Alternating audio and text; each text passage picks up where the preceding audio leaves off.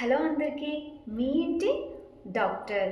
Okay అండి. ప్రెగ్నెన్సీలో కొన్ని రకాలైనటువంటి అపోహలు ఇంకా ఉన్నాయి. అసలు కాలం బాగా మారుతుంది. డాక్టర్స్ కూడా చాలామంది సజెస్ట్ చేస్తున్నారు. అయినా కూడా ఎందుకో తెలీదు ఇంకా కొన్ని అపోహల్లో ఉన్నారు. సో, ఏమాత్రం లేట్ చేయకుండా అపోహలు అంటే 4 అపోహలు ఏవి మేజర్‌గా వాటి గురించి నేను డిస్కస్ చేస్తాను. సో, మొదటిది ఏంటి అంటే ప్రెగ్నెన్సీ టైంలో కానీ లేదంటే ఇమ్మీడియేట్‌గా డెలివరీ అయిన తర్వాత గానీ వాటర్ ఎక్కువ తాగితే తర్వాత పొట్ట పడుతుంది. అంటే బేబీ డెలివరీ అయిన తర్వాత పొట్ట ఎక్కువగా పడుతుంది అనే అపోహలో కొంతమంది ఉన్నారు. దయచేసి దీన్ని నమ్మకండి. నేను ఆల్రెడీ ఒకసారి మీకు చెప్పాను. అసలు మీకు హాని కలిగించింది ఏదైనా ఉంది అంటే వాటర్ మాత్రమే. సో, మీరు వాటర్ ఎంత మంచిగా తీసుకుంటే మీ బాడీ అంత డీహైడ్రేటెడ్‌గా ఉంటుంది. అండ్ బేబీకి కూడా కొంచెం హైడ్రేటింగ్‌గా అండ్ మన ఫ్లూయిడ్ అంటాం కదా, ఉమ్ము నీరు, అది కూడా తగినంత మోతాదులో తయారవుతుంది. సో, దయచేసి వాటర్ ఎక్కువ తాగకుండా ఇవన్నీ నమ్మి మాత్రం మీకు బేబీకి హాని చేసుకోకండి. రెండవది, బేబీ జెండర్ డిస్క్రిమినేషన్ అంటాము. అంటే ఎట్లా అంటే చాలామంది పుట్టబోయేది పాప బాబునా అనేది డిసైడ్ చేసేస్తున్నారనమాట. కొంతమంది ఎట్లా అంటే అమ్మాయి పుట్ట చాలా లావుంటే పాప అని, తక్కువ ఉంటే బాబు అని, లేదంటే మనము స్కాన్ చేస్తారు కదా డాక్టర్స్, పొట్ట మీద జెల్ వేసేసి ఆ స్కాన్లో బేబీ గుండె చప్పుడు రాస్తారనమాట వాళ్ళు. అది గనక ఎక్కువ ఉంటే పాప, తక్కువ ఉంటే బాబు అనేసి పెద్ద అపోహలో ఉన్నారు. ఇది అసలు పెద్ద స్కామ్. దయచేసి మీరు ఇట్లాంటివన్నీ నమ్మొద్దండి. ఒక్కటి చెప్తాను, గుర్తుపెట్టుకోండి. పొట్ట మీద జెల్ వేసి మీ గైనకాలజిస్ట్ ఇట్లా జెల్ వేసి చూస్తారు కదా, గైనకాలజిస్ట్ మాత్రమే అది పాప లేదంటే బాబు అని చెప్పగలరు. అంతేగాని ఇది ఒక్క పరీక్ష ద్వారానే చెప్పగలమండి. ఇంకా వేరే ఏ విధంగా గుండె చప్పుడా లేదంటే అమ్మాయి మొహంలో కనిపించే కళని బట్టి కానీ ఈ పొట్టని బట్టి కానీ వీటిని అసలు దేన్ని బట్టి లేదంటే కొంతమంది వామిటింగ్స్ ఎక్కువ వస్తే బాబునో పాప సంథింగ్ అట్లా అనుకుంటున్నారు. దయచేసి ఇవన్నీ కూడా మీరు నమ్మొద్దండి.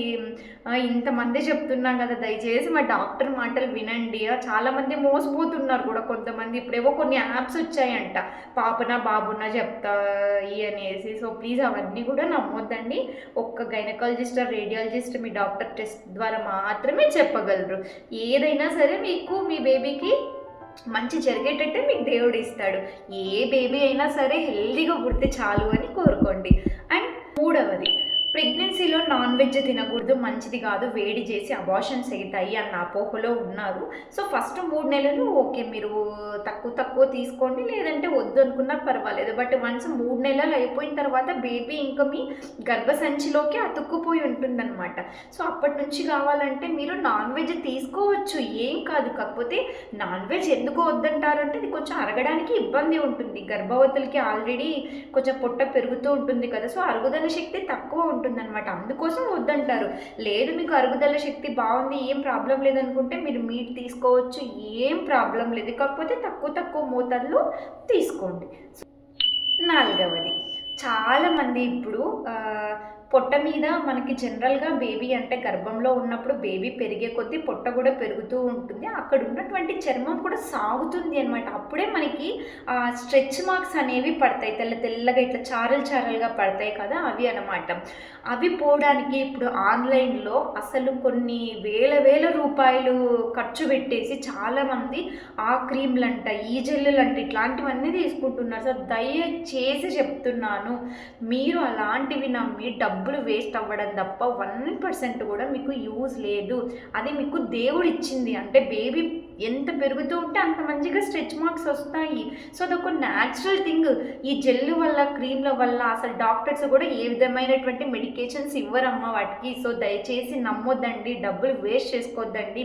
కొన్ని హోమ్ రెమెడీస్ కూడా చెప్తున్నారు, అవి కూడా వర్కౌట్ అవ్వవు. ఓకే, మీకు ఇంట్లో ఉంటే మీరు ట్రై చేసుకోండి, అంతే తప్పించి డబ్బులు వేస్ట్ చేసి ఇన్ని వేల ఖర్చులు పెట్టి అవి తీసుకొని దయచేసి ఇట్లాంటి తప్పులు చేయొద్దండి. స్ట్రెచ్ మార్క్స్ పోవు, వాటికి టైం పడుతుంది. డెలివరీ అయిన తర్వాత నిదానంగా తగ్గుతాయి.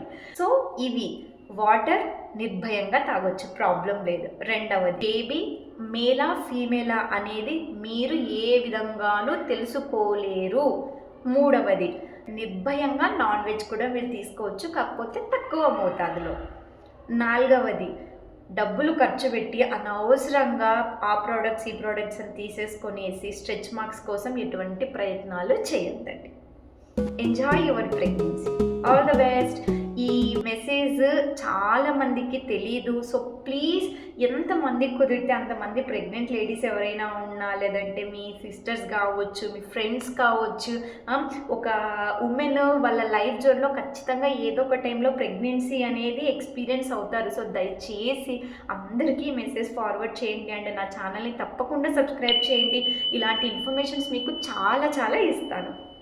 Bye bye.